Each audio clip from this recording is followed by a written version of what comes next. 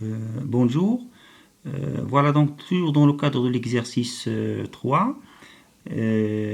On a déjà traité je pense, les quatre premières questions. Pour la cinquième question qui porte sur le test de signification partielle des coefficients, c'est une question qu'on a déjà traitée la dernière fois dans les autres exercices. C'est très simple. Donc vous allez, quand vous allez donc le voir, donc déterminer, suivre la procédure du test.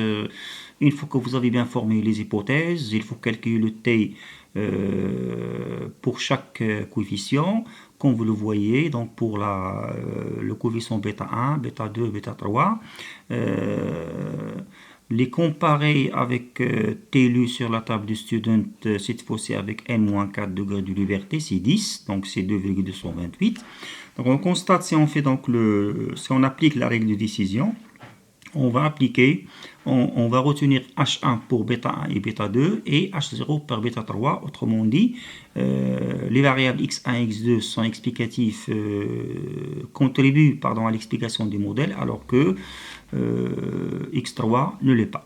Au risque toujours de 5%. Relativement à la question 6, on vous demande de dresser le tableau d'analyse de la variance en appliquant la forme matricielle, comme vous le voyez.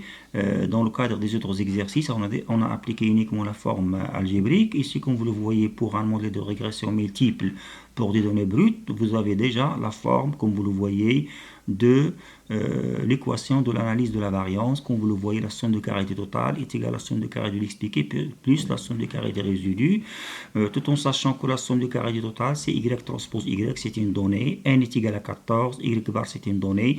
Donc si vous faites l'application numérique, on aura la valeur de la somme des carrés du total. De même pour la somme des carrés des résidus, comme vous le voyez, c'est E transpose E, ou bien c'est la somme de epsilon de t au carré est égale à 67,45, nous l'avons déjà, c'est une donnée. Pour la somme des carrés de l'expliqué, je peux la déterminer selon deux manières. Soit on applique directement, c'est-à-dire la forme matricielle comme vous le voyez, bêta chapeau transpose multiplié par x transpose y moins n y bar au carré. On a déjà le vecteur bêta chapeau, nous l'avons déjà déterminé auparavant. Donc voilà, c'est son transpose, c'est la constante, bêta 1, bêta 2, bêta 3. Et ici, vous avez x transpose y. Donc si je fais la multiplication, donc je dois faire la multiplication, moins n, y bar au carré, comme vous le voyez, donc est égal à 159,41. Ou bien, je peux la déterminer comme étant la différence entre la somme des carrés du total et la somme des carrés des résidus, et vous aurez la même valeur. Bien, relativement au tableau d'analyse de la variance, comme je l'ai fait auparavant, il faut toujours faire attention au nombre de degrés de liberté pour la régression, toujours k est égal à 3. Et pour les résidus n-k-1, 10, les autres valeurs, on l'avons déjà calculé. Pour les moyennes, c'est la même chose qu'on a déjà vu auparavant.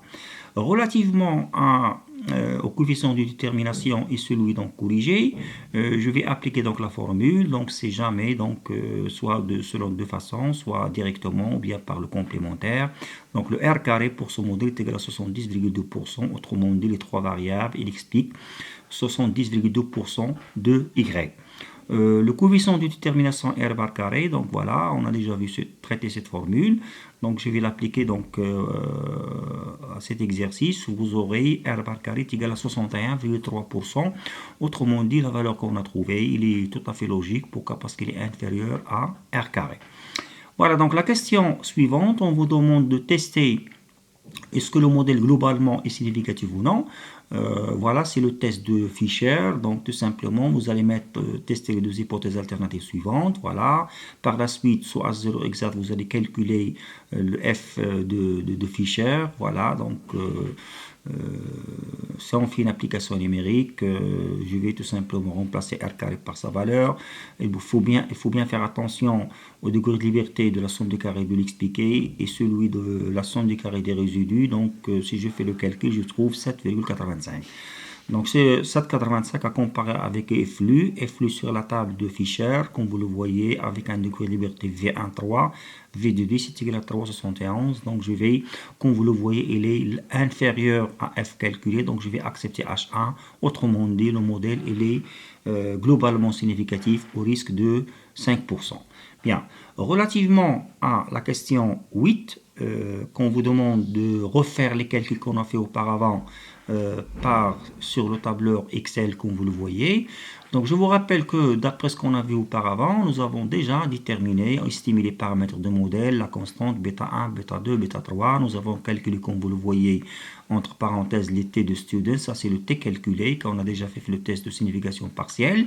Nous avons un degré de liberté, pardon, une taille de d'échantillon 14, un degré de liberté 10, la somme des carrés du total, comme vous le voyez selon l'analyse de tableau de la variance. Nous avons R carré, nous l'avons calculé tout à l'heure, R bar carré, le F calculé pour faire le test de signification globale du modèle, et ça c'est l'écart type de la régression qui est égal, comme vous le savez très bien, c'est la racine carrée de la somme des carrés des résidus divisé par n-k-1, on trouve 2,597. Voilà, cela nous l'avons déjà, ils mis des étoiles comme vous le voyez ici, comme quoi c'est un indicateur où chaque coefficient associé il est significatif. Je l'ai pas mais pour bêta 3 puisqu'il n'est pas significatif.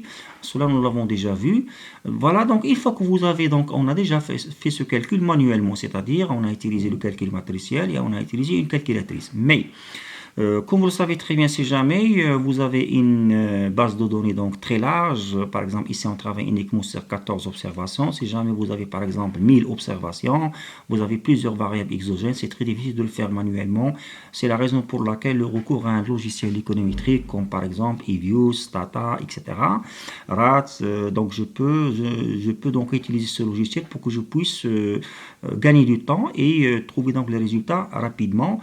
Donc pour des raisons de technique, donc je vais essayer de vous montrer uniquement comment utiliser le tableur donc Excel, parce que Excel, comme vous le savez très bien, il est disponible dans le package ou bien dans le package donc Office. Voilà donc ce qu'il faut faire sur Excel. Donc je vais ouvrir Excel, voilà Excel. Ce qu'il faut faire, il faut saisir votre base de données comme vous le voyez, voilà, donc tel que vous l'avez dans l'énoncé de l'exercice, T varie de 1 à 14. Vous avez la variable endogène Y, la matrice d'information comme vous le voyez, X1, X2, X3. Donc une fois que vous avez bien saisi votre base de données, je vais sur Excel, aller à données, je vais aller ouvrir l'utilitaire d'analyse, je vais chercher où se trouve régression linéaire, voilà, ok. Une fois que vous avez donc cette interface, donc je vais sélectionner là où vous mettez vos données sur la variable endogène, donc je vais cliquer sur la flèche donc rouge, voilà, et je vais sélectionner tout ce que vous avez dans la variable endogène, il faut mettre OK. Après, je vais sélectionner les variables, la matrice X, d'accord, donc je vais, voilà, X1 jusqu'au X3, voilà, donc ça c'est la plage de mes valeurs pour la matrice X, voilà. Après, il vous demande, est-ce que vous voulez bien garder les intitulés, parce que je peux mettre ici, par exemple, Y, la consommation, X1, c'est le revenu, X2, c'est le taux d'intérêt, etc. Donc, je peux mettre du nom ici, donc je vais intituler présent, l'intervalle de confiance pour faire les tests, donc je peux, comme vous le voyez, il vous donne un intervalle de confiance 95%, ça veut dire que le risque alpha est égal à 5%. Je peux le changer, donc je peux mettre 99 par exemple, si vous avez un risque alpha est égal à, par exemple, à 1%. Donc voilà, donc je vais garder alpha est égal à 5%. Concernant les résultats, ou ce qu'on appelle les outputs, je peux les mettre, je peux définir ici un espace pour mettre les résultats, ou bien je peux lui demander de mettre les résultats dans une nouvelle feuille. Donc je vais choisir cette option, voilà, donc OK. Donc voilà, vous avez les résultats. Il a donné les résultats, comme vous le voyez, de les estimations qu'on a déjà fait manuellement. Donc ce qu'on va essayer de voir par la suite, je vais essayer de copier et coller ces résultats sur le document PDF. Voilà, c'est la même chose. Donc ce sont les résultats qu'on a sur Excel, comme vous le voyez. Donc c'est la même chose. Donc voilà, ici, vous avez, il faut être capable de lire, comment lire, c'est-à-dire les outputs ou bien les résultats, comme vous le voyez, le rapport détaillé, statistique de la régression, vous avez le coefficient. Ici, vous avez le coefficient de détermination R carré, nous l'avons déjà déterminé auparavant. J'ai mis des flèches pour que vous puissiez bien faire des comparaisons. Vous avez le R carré, vous avez le R bar carré, vous avez l'écart type de la régression, voilà, c'est la même valeur qu'on a trouvée. Vous avez la taille de l'échantillon égale à 14. Vous avez par la suite le tableau d'analyse de la variance comme vous le voyez. Vous avez la régression, le résidu, etc.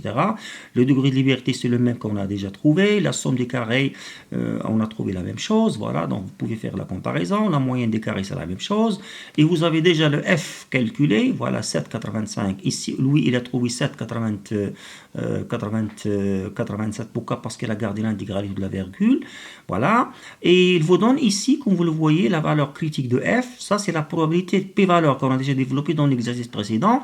Ici, c'est pas la peine de faire le test de R carré. Il suffit tout simplement de voir si jamais vous avez cette valeur, si jamais il est inférieur strictement à 5%, on accepte H1. S'il est supérieur strictement à 5%, on accepte H0. Comme vous le constatez ici, le P-valeur, ou bien la valeur critique, il est inférieur strictement à 5%. Donc, je vais accepter H1. Ça veut dire le modèle, il est globalement significatif. Autrement dit, R carré, il est différent de 0. Relativement à l'autre tableau comme vous le voyez, donc c'est un tableau qui vous donne les coefficients qu'on a trouvé auparavant, la constante bêta 1, bêta 2, bêta 3. Donc c'est la même chose, comme vous le voyez. Ici vous avez les écarts types, qu'on a déjà les écarts types qu'on a calculés sur la matrice variance-covariance pour chaque coefficient. Ici vous avez le test statistique, ce qu'on a déjà mis ici entre parenthèses. Il vous donne même la probabilité critique, comme nous l'avons déjà expliqué ici, la probabilité critique. Tout ce qui est supérieur à 5%, c'est significatif. Par exemple, pour la constante, comme vous le voyez, nous avons 0,01, il est ici inférieur strictement à 5%, donc je vais accepter H1, c'est ce que je fais, voilà, vous avez étoile. Pour les autres, donc vous avez 2%, donc c'est inférieur à 5%, je vais accepter H1. Pour bêta 2, je vais accepter H1, 3,5%.